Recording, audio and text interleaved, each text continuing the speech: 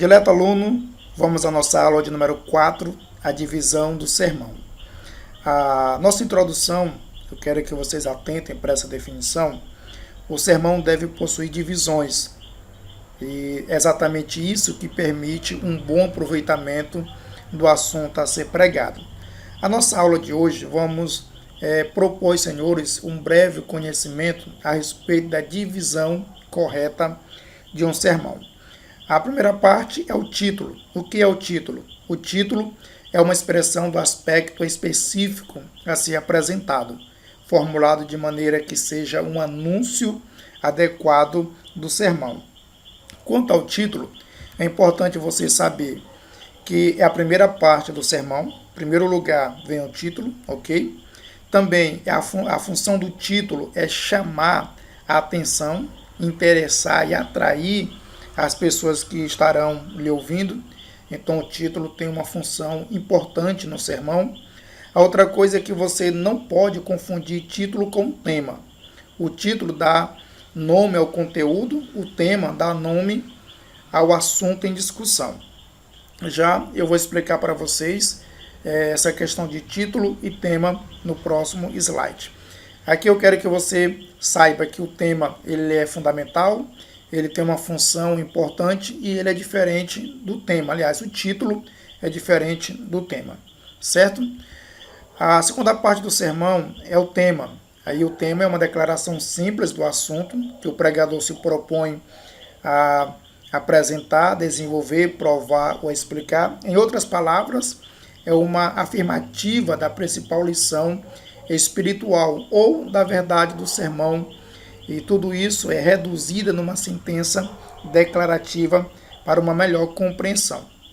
Quanto ao tema, é importante você saber que o tema é a segunda parte do sermão, deve vir após o título, pela ordem correta. E também o tema é a síntese do assunto em discussão.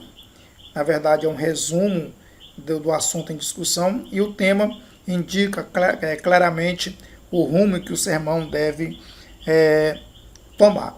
Então vejamos a diferença de título e tema. O título abrange o assunto de modo generalizado, o tema trata do assunto de modo específico. Vejamos um exemplo na prática. Título da minha mensagem: A Vida Eterna. Observe, título da mensagem: A Vida Eterna. Tema da mensagem: Como obter a vida eterna. Observe que no título eu trato de uma forma generalizada. No tema eu vou tratar de um assunto específico: como obter a vida eterna. Então, primeiro o título, depois o tema. E depois do tema, nós temos o texto do sermão.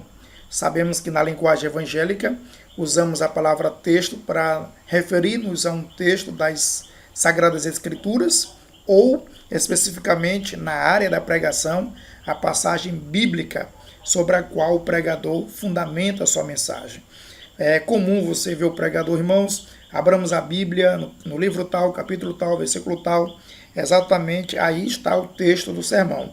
É importante a respeito disso você saber que o texto do sermão é um trecho lido pelo orador, certo? Uma passagem bíblica. E aí ele deve evitar textos polêmicos. Pode ser que você não tenha tempo para explicar. A outra coisa, quanto ao texto, quando o texto, melhor dizendo, é bem escolhido, o pregador desperta nos ouvintes o desejo de conhecer um pouco mais a respeito da palavra de Deus. Então nós já temos o título, o tema e o texto do sermão. Vamos à introdução do sermão. A introdução é o processo pela qual o pregador procura preparar a mente dos ouvintes e prender-lhes o interesse na mensagem que vai anunciar. É importante que você entender que a introdução tem por finalidade chamar a atenção dos ouvintes para o assunto a ser apresentado e também para o pregador, para que a pessoa se concentre no que vai ouvir. Então deve ser breve a introdução.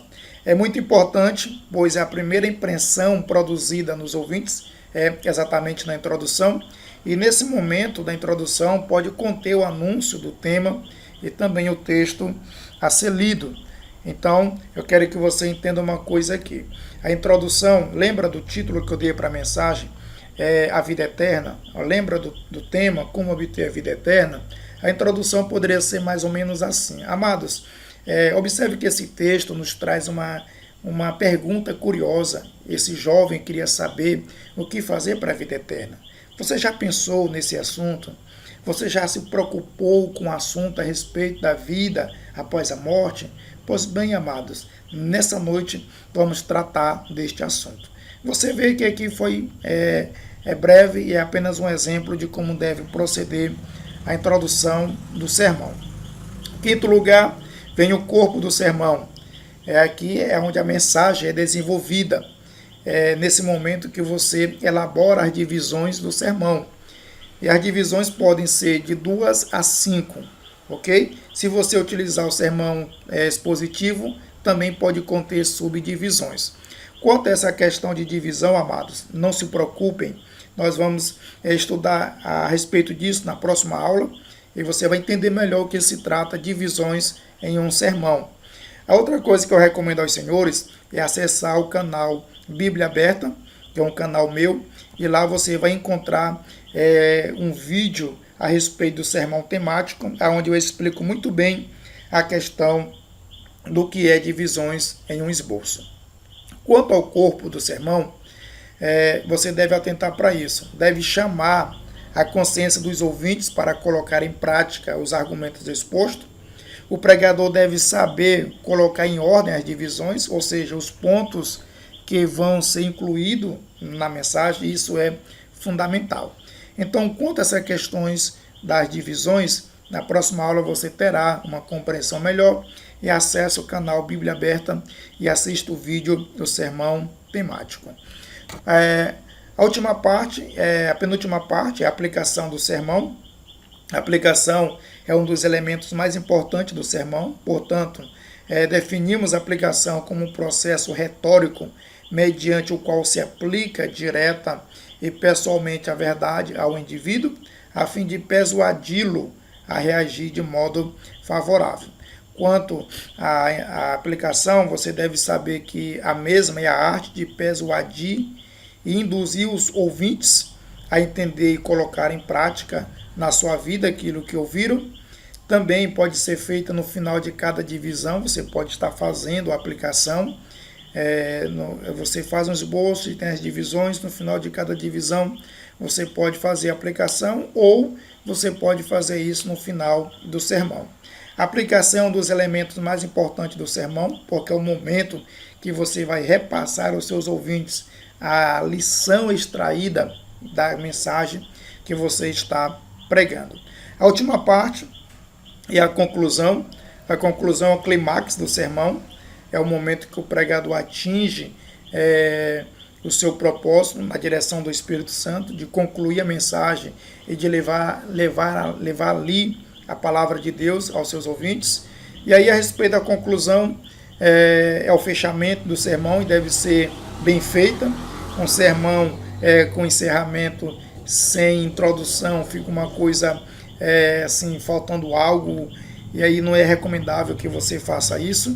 A conclusão deve ser breve e objetiva, é um resumo do sermão, é uma recapitulação e reafirmação dos argumentos apresentados. Eu gosto muito de usar esse método na conclusão, de fazer uma recapitulação dos pontos ministrados. E durante a conclusão pode-se efetuar um convite de acordo com a mensagem transmitida. Então nós temos aqui uma aula básica a respeito do corpo do sermão.